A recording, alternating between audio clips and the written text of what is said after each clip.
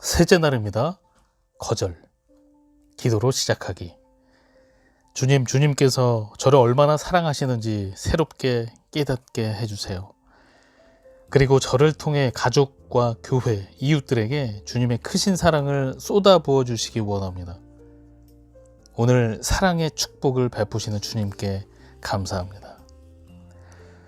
어머니로서 주님 안에서 자유를 누린다는 것은 아이들을 자유롭게 사랑하고 자기 자신이나 아이들에게 알맞은 경계선을 자유롭게 정하며 이웃을 마음껏 사랑하고 이웃과 함께 평안 가운데 살 수 있다는 뜻이다.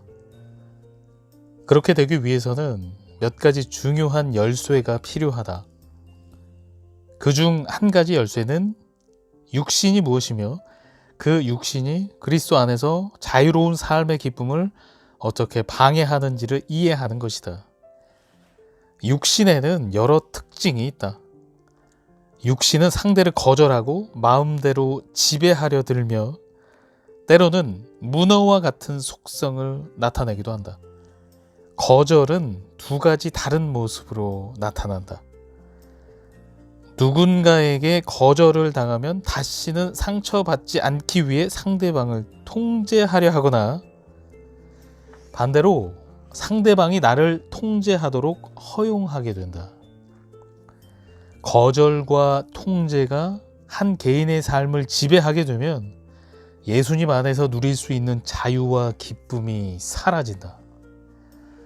마치 다리가 8개나 달린 문어와 같은 모습이 된다.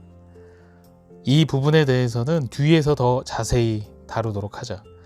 오늘은 거절의 실체를 집중적으로 살펴보고 그것이 우리 가정에 어떤 영향을 끼치는지 알아보자.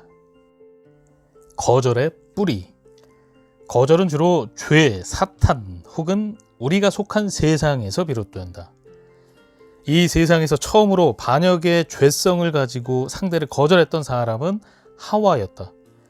하와가 거절했던 대상은 바로 그녀를 만드신 하나님 아버지였다.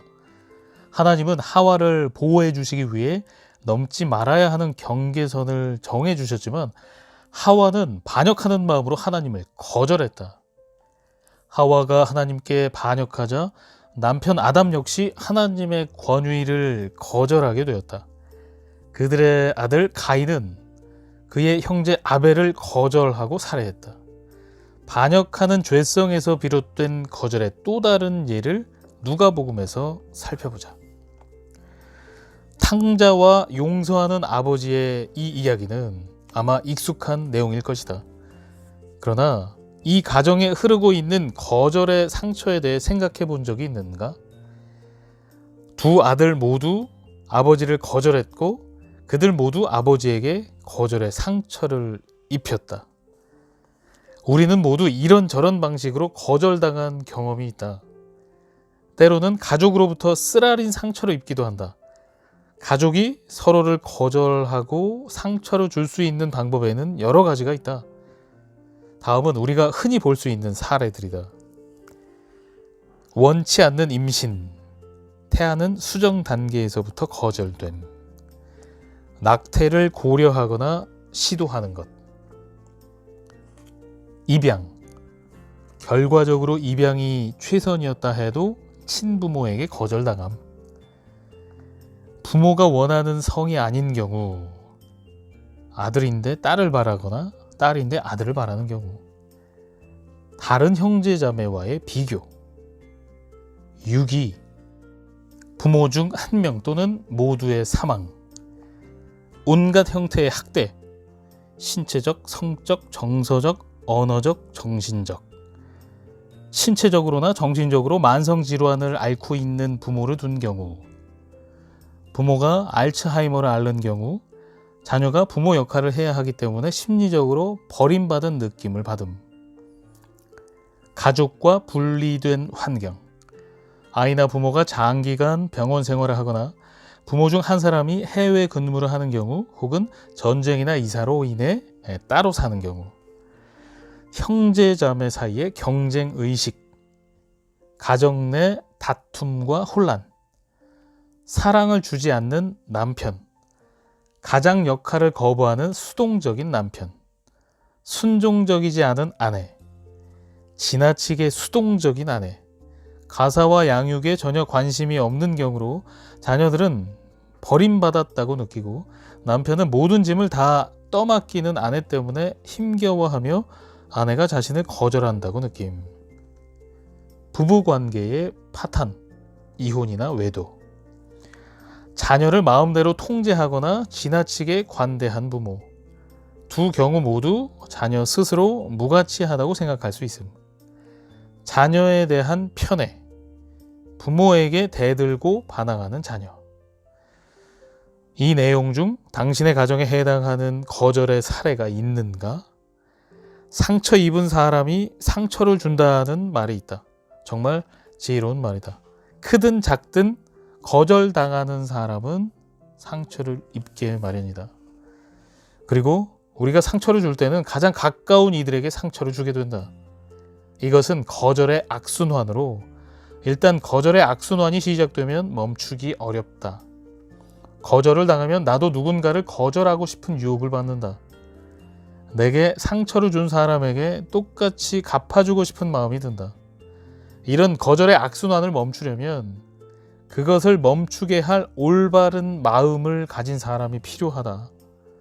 거절의 악순환을 끝내고 용납의 과정이 시작되게 하려면 거절을 당했을 때도 포용할 수 있는 온전히 변화된 마음을 가진 누군가가 필요하다.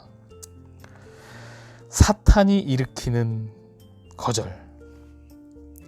거절이 순전히 우리 죄성에서 비롯되는 경우도 있지만 그것이 믿는 자들을 공격하고 무너뜨리기 위해 사탄이 일으키는 역사라는 것 또한 사실이다. 사탄은 하와에게 거짓말을 했다. 하나님이 하와를 있는 그대로 용납하시지 않고 충분히 사랑하시지도 않으며 무언가 그녀의 소중한 것을 가져가는 분이라고 믿게 만들었다. 그 거짓말로 하와는 하나님이 자신을 거절하신다고 생각하며 그녀 또한 하나님을 거절하는 것으로 반응했다. 사탄은 우리의 약점을 잘 안다. 거절당한 묵은 감정을 헤집기 위해 어디를 건드려야 하는지 정확히 알고 있다. 사탄은 비열하고 음흉하며 우리가 상처받을 바로 그곳을 주저없이 공격한다. 심지어는 어린 아이들을 괴롭히기도 한다. 나는 5살 때 내 평생 잊을 수 없는 일을 경험했다. 그때의 기억은 지금도 생생하게 남아있다. 내가 그리스도를 영접한 해였다. 또한 우리 교회 교인이었던 한 부인이 어린 내 마음에 거절의 상처라는 씨앗을 심은 해이기도 했다. 지금은 그것이 예수님을 처음 영접한 새신자에 대한 사탄의 공격이었음을 알 수 있지만 그때는 그저 마음이 아팠고 내가 깊은 상처를 받았다고만 생각했다. 그 부인은 집에 데려다 주겠다며 나를 자기 차로 데려갔다.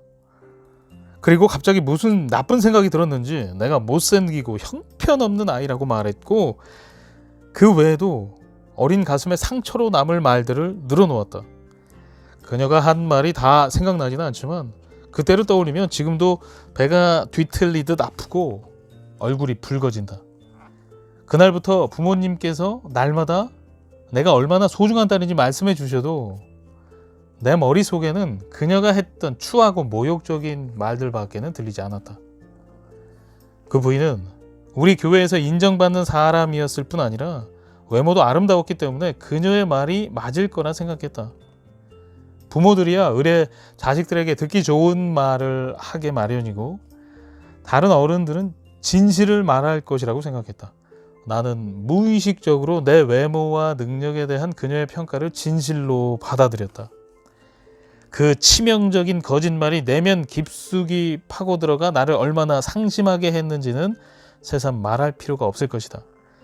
인정받기 위해 항상 다른 사람을 기쁘게 하려고 노력하는 내 오랜 습관은 그때부터 비롯되었다. 사소한 잘못을 저질러도 사정없이 나를 몰아세웠다. 그러나 감사하게도 나는 이제 그 사슬에서 조금씩 자유로워지고 있다. 물론 지금도 계속되고 있는 평생의 싸움이지만 나는 매년 조금씩 달라지는 나를 본다.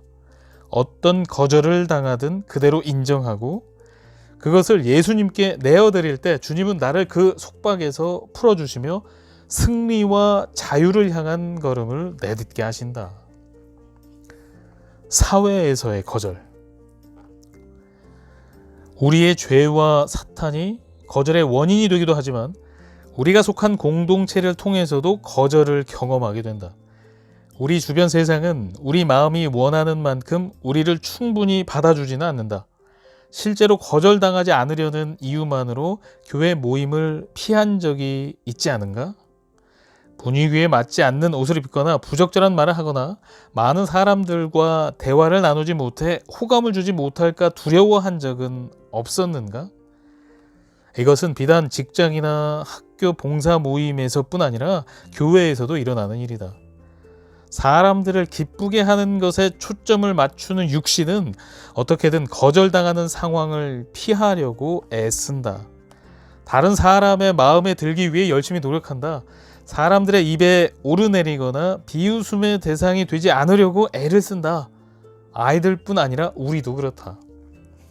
예수님은 거절당한 우리의 상처와 슬픔을 모두 지시고 십자가에 못 박히셨다. 사람에 대한 두려움, 실패의 두려움, 거절의 두려움에서 우리를 자유하게 해주셨다. 하나님께서는 두려워 말라. 완벽한 존재가 되려고 애쓰는 종의 멍에를 다시는 매지 말라고 말씀하셨다. 우리는 자유하게 되었다. 그는 멸시를 받아 사람들에게 버림받았으며 간구를 많이 겪었으며 질고를 아는 자라. 마치 사람들이 그에게서 얼굴을 가리는 것 같이 멸시를 당하였고 우리도 그를 귀히 여기지 아니하였도다. 이사야 53장 3절. 예수님은 거절당하는 것이 어떤 느낌인지 이해하시는 분이다. 평생 그런 일을 수없이 당하셨다. 그분은 가족, 원수들, 심지어 제자들에게까지 거절당하셨다. 우리가 거절당할 때 얼마나 힘든지 누구보다 잘 알고 계신다. 그러나 예수님은 거절당하셨을 때 자기를 저주하는 자들을 오히려 축복하시고 자신을 거절하는 자들을 오히려 용납하셨다. 예수님은 자신이 누구시며 이 땅에 오신 목적이 무엇인지 정확히 아셨기 때문이었다. 우리는 앞으로 매일 조금씩 자유함을 위한 과정을 공부해 나갈 것이다. 그러나 먼저 가족이 거절의 악순환에서 자유할 수 있게 해달라고 기도하자. 거절당한 상처를 모두 주님 앞에 내려놓고 필요하다면 당신이 가족에게 준 거절의 상처도 고백하라. 모든 부분에 용서와 치유의 손길이 임하시도록 기도하라. 당신을 거부하는 사람이 있다면 주님께서 당신을 대신해 그 사람을 용서해 주시고 당신을 통해 그들을 사랑하고 용납해 달라고 기도하라. 기도로 마치기. 주 예수님, 오직 주님만이 우리 가족을 자유하게 하실 수 있습니다. 우리 가족에게 주님이 절실히 필요합니다. 우리를 자유하게 하는 진리를 알게 해주세요. 우리 가족에게 있는 거절의 악순환이라는 사슬을 깨뜨려 주세요. 예수님의 피로 온 가족이 정결케 되고 구속함을 얻기 원합니다. 우리 가족이라는 관계 안에서 주님의 이름이 영화롭게 되기를 원합니다. 다른 사람들에게 거절의 상처를 주지 않고 살 수 있도록, 다른 사람들에게 거절을 당할 때도 그것에 지배당하지 않고 살 수 있도록 말씀으로 가르쳐 주세요. 우리 가족 모두가 주님 안에서 진정한 자유를 누리기 원합니다. 전능하신 예수님의 이름으로 기도합니다. 아멘.